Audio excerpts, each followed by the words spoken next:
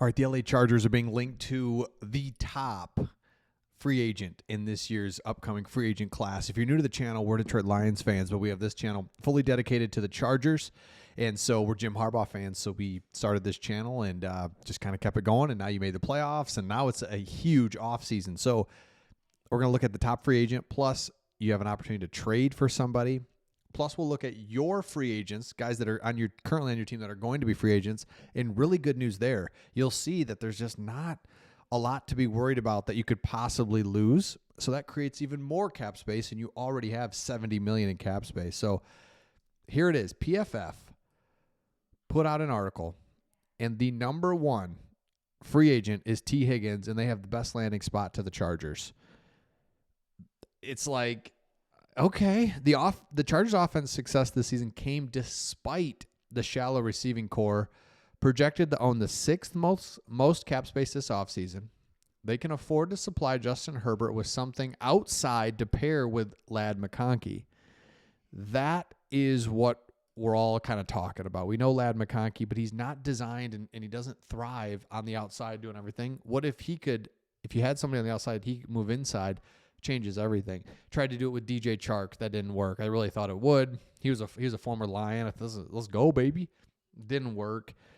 So you got to make moves to get that happening. So here's why this is really good, is because if you look at it and you look at all the potential free agents that you currently are going to have from your own team, this is exciting because you'll bring some of these guys back. You'll work out deals, no question. But let me know in the comments, as a Chargers fan, like which one of these are like, we really need that guy back. I think here's a couple here, maybe Troy Dye, Khalil Mack, of course. But I guess if you lost every single one of these guys to free agency, it wouldn't kill you. You know what I'm saying? Like, it's crazy. Offensively, same thing. There's a couple guys in here definitely want back. Maybe Hayden Hurst as a depth piece, J.K. Dobbins. Jalen Reagor had some plays, Joshua Palmer, one of those receivers you might want to bring back as well. An offensive lineman for depth. Let me know in the comments, though. Again, I say that to say all of those guys come off the books, more free agent money. So when you look at what it would take to land T. Higgins, it's like, well, that's a lot of money. It's like, I don't know.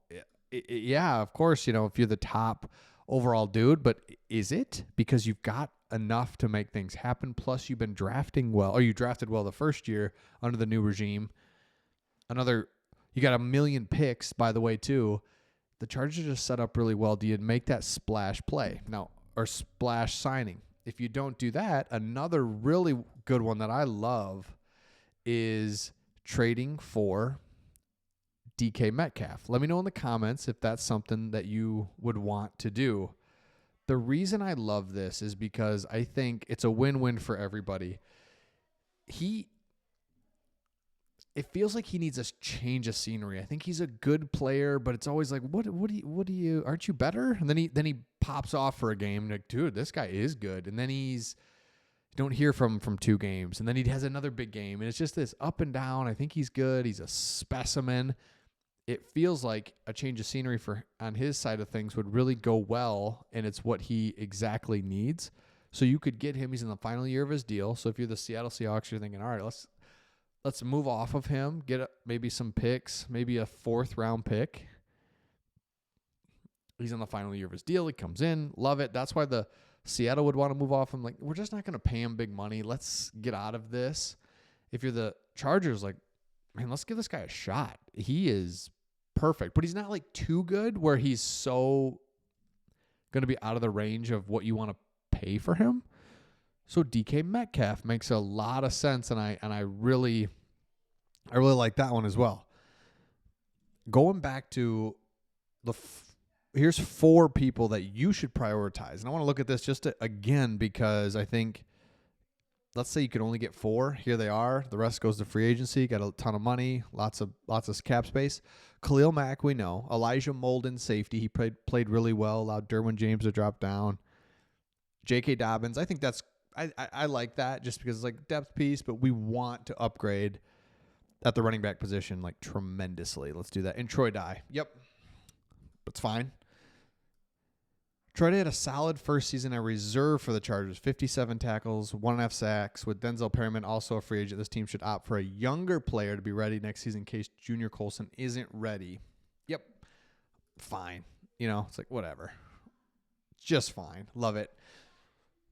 So again, let me know your thoughts in the comments on this one, but I think you are being linked to the top guy. Let's see how that pans out. Plus, we can look at the we continue to look at the mock drafts, and it's got tight end, and I just who knows? It's a long ways away, but it's also fun to look at how quickly things will shape up. Because look at this, you have more draft picks than I think you realize. At least I did. I didn't realize. 8 selections in the 2025 NFL draft. Let's look at it here. You've got 1, 2, 3, 4, 5, and then 2 6th-round picks. So not as many, I guess, as I thought, but still perfect. There's a lot of teams out there don't have a second and a third, or don't have a first. It's like 1, 2, 3, 4, 5, all that right there, ready to go, and then a couple 6th-rounders to round it off. Love it. So it'll be interesting to see for sure. I mean, man, just got to be happy where you're at. So let me know your thoughts in the comments, and we'll see all of you on the next one.